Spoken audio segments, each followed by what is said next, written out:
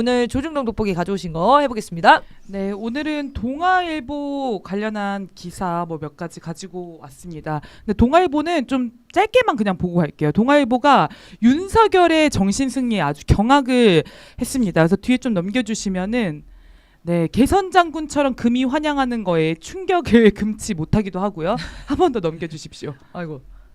네, 제가 그리고 넘길게요. 제가. 네, 윤석열의 기괴한 현실 인식에 국민이 이미 이골이 났다. 이거 약간 동아일보가 이골이 난 것 같지 않나요? 이골이 났죠. 동아일보는 거의 지금 4개월이 뭡니까? 한 1년 반 정도 이골이 났거든. 김건희 특검하라고 할 때부터 이골이 다 있었죠. 그러니까 말을 듣지 않는 거에 너무 화가 나 있었는데 이제 네. 저런 태도에 너무 화가 난 것 같아요. 또 네. 한 장 넘겨주십시오. 네, 네 다음입니다. 앞에 거고요. 네. 네.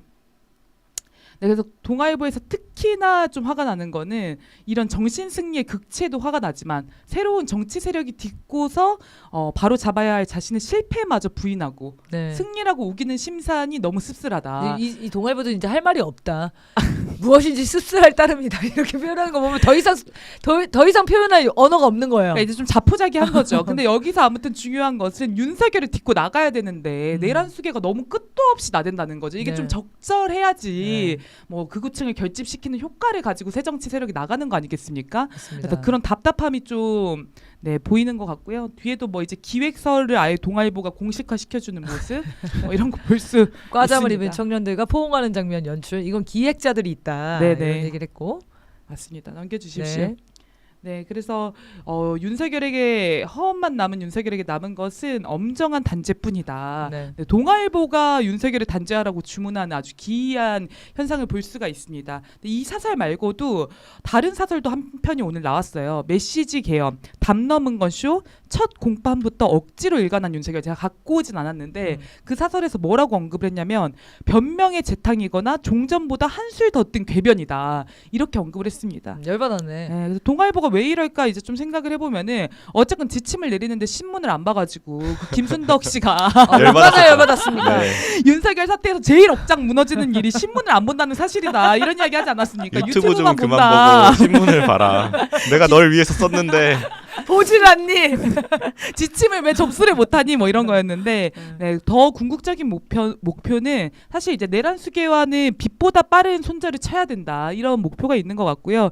지금 조중동이 한동훈을 밀어주는데 아주 힘을 싣고 있지 않습니까? 그래서 한덕수에 대해서도 기본 조중동의 논조가 부정적입니다. 출마에 대해서 부정적인 입장을 밝히고 있는데 제가 그 이유가 뭘까 이런 생각을 좀 해봤어요. 근데 지금 기본 한덕수는 미국의 손길을 타고 있지 않습니까? 그래서 미국과 조중동이 역할 나누기를 하고 있는 게 아닌가. 네. 미국은 한덕수를 키워주고 네. 조중동은 한동훈을 키워줘서 각기 급을 키워서 단일화의 효과를 극대화하려는 이런 역할 나누기 판이 지금 돌아가고 있다 이런 생각이 듭니다. 네, 라인을 짰네요. 네, 그리고 네. 또 하나는 무필보다는 또 악플이 낫다는 얘기도 있잖아요. 그러니까 조중동이 이 거품을 물면서 한덕수에 대해서 부정적인 이야기를 쏟아내는 만큼 한덕수의 대선 주자로서의 면모는 부각이 되는 거죠. 네. 그 정도의 체급이 마련되는 효과가 있다. 네.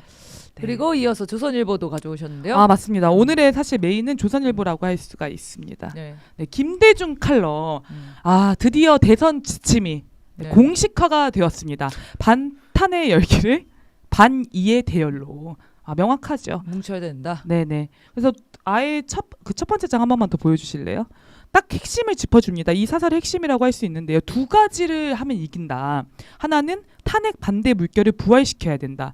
또 하나는 단일화 플러스 알파를 해서 우파 후보와 이 우파 후보 승자와 패자가 살신성인의 드라마를 새로 짜야 된다. 이런 네. 주장을 지금 했습니다. 너무 어려운데 지금. 너무 낡은 드라마야. 이거 몇십 년 전에 찍은 드라마를 또 하려고 하는 거예요. 조선일보도 진짜 전략이 없다. 근데 아까 뭐 한동훈 나경원 싸우는 것도 나오긴 했지만 그 승패자가 같이 갈 수 있는 그런 수준이 안 갖춰져 있어요. 이게 기본은. 정책 토론을 하는 게 아니기 때문에 지금 감정 싸움이기 때문에 한동훈이랑 윤석열, 김건희도 그게 안 된 거잖아요. 6.29선을 그렇게 하라고 했는데 감정이 싸워가지고 이거를 합의를 못한 건데. 제 개인 것만 빼주라고 그랬습니까?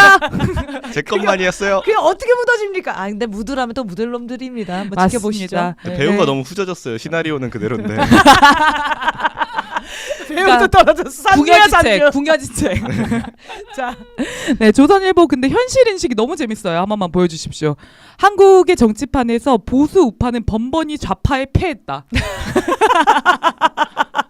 정확하게 열심히시라네. 그러니까 우리한테 패배주의를 주입하려고 시도했는데 그게 안 먹히니까 본인들이 좀 패배주의에 빠진 것 같아요. 지난 총선에서 유례가 없는 압도적 표차로 좌파에 대패했다. 네. 비상계엄이라는 극약 처방으로 탄핵 국면에 맞았고 이제 대통령을 뽑는 세 번째 시험에 들고 있다. 위기의식이 느껴지죠. 여기서 또 지면 우파는 정치 동면 상태로 들어갈 수밖에 없다. 정확한데? 정확해. 이 객관화가 이제 좀 이게 되고 있는 것 조중동 근데 같습니다. 사설의 특징이 뭔지 아세요? 저렇게 얘기하다가 마지막에는 꼭 다른 얘기를 해요. 한번 해보시죠. 맞습니다. 네. 네, 그리고 이제 3개월 동안 보수와 우파가 모처럼 활기를 4개월 동안 보수부가 모처럼 활기를 되찾았구나. 막 서부지만 푸시면서 도파민 막 최고조였지. 그러니까 윤석열 집권기가 보수 우파에게도 나름대로 암흑기였나 봐요. 그러니까 탄핵 그 국면이 활기의 국면이었던 거죠. 네. 안타깝다. 네. 그런데 이제 대통령이 파면당하고 쫓겨난 지난 한 주는 놀라울 리 많지 너무 조용했다.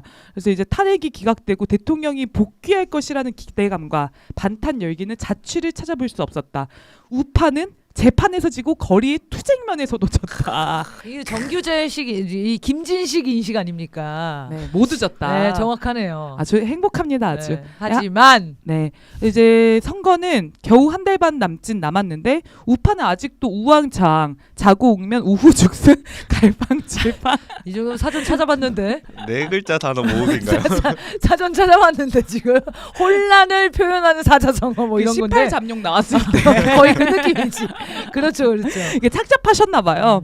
네, 탄핵으로 기가 올라 있는 좌파는 대선에서도 승기를 이어가고 있다. 네, 너무 씁쓸해 보이죠. 네. 하나 더 넘겨주십시오. 그래서 부산 교육감 선거 언급하면서 보수 우파가 이제 분열된 거 이런 거에 대해서 이제 안타까워하고 있고요.